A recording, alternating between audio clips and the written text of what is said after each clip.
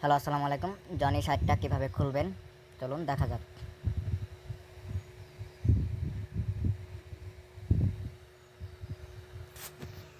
এখানে আপনার ইউজার নেমটা দিবেন।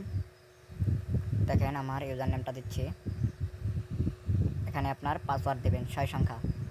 প্রথম বড় হাতের দিবেন অথবা ছোট হাতের দিবেন দুইটা, আর পেছনে মোবাইল সংখ্যা দিবেন অথবা যে কোনো একটা দিতে পারেন। আমারটা দিচ্ছি। একই পাসওয়ার্ডটা দিবেন, আমারটা দিচ্ছি।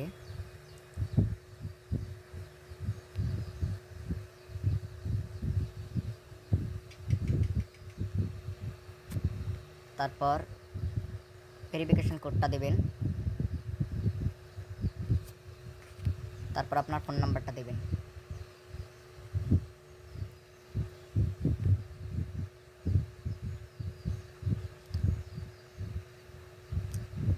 হয়ে গেল আপনার অ্যাকাউন্ট।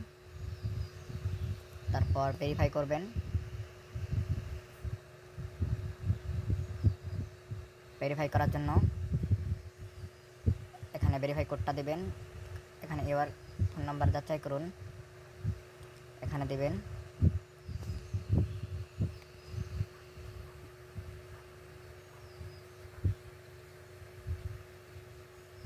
তারপর ভেরিফাই কোড যাবে, এটা দিয়ে দিলেই হয়ে যাবে।